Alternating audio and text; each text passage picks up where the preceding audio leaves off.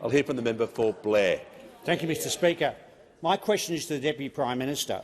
What mess did the Albanese Labor government inherit in the defence portfolio, and what actions are taken to address this over the past 12 months in order to keep Australians safe?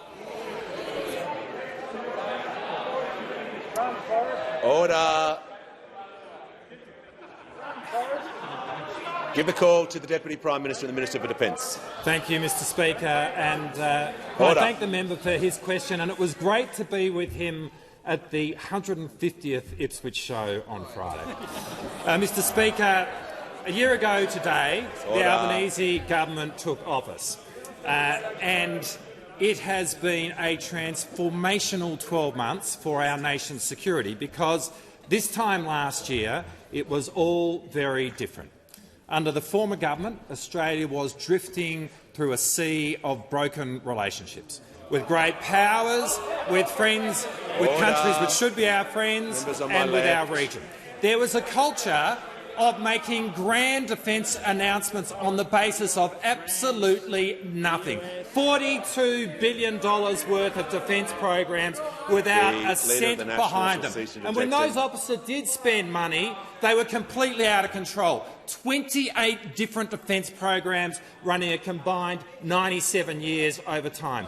They worked out that the world had become a complicated place, but they were incapable of making the difficult decisions to give rise to a strategic response, and that's because the Defence Ministry was a revolving door. Really 7 different defence ministers during the Abbott-Turnbull-Morrison government. Order. The Deputy Prime Minister resume his seat. The Leader of the Opposition entitled to raise the point of order. Thank you, Mr Speaker. Well, it's on relevance. I mean, there's no mention yet of AUKUS and the relationship with the US and the UK delivered during that period. It'd be relevant. It'd be relevant to resume your seat. The order. There is far too much noise. The Deputy Prime Minister in continuation. In 9.5 years, Mr Speaker, 24 different ministers in the defence portfolio, because they saw being Defence Minister as a trophy, and they saw the Defence Force as simply an opportunity to raise money for the Liberal Party. Well, all of that has completely changed. In our first 100 days in office, we commissioned the Defence Strategic Review, and the government's response to it has retasked our Defence Force for the first time in 35 years, giving it a clear direction for a new strategic posture, because we are able to make the difficult decision to prioritise money where it's needed most.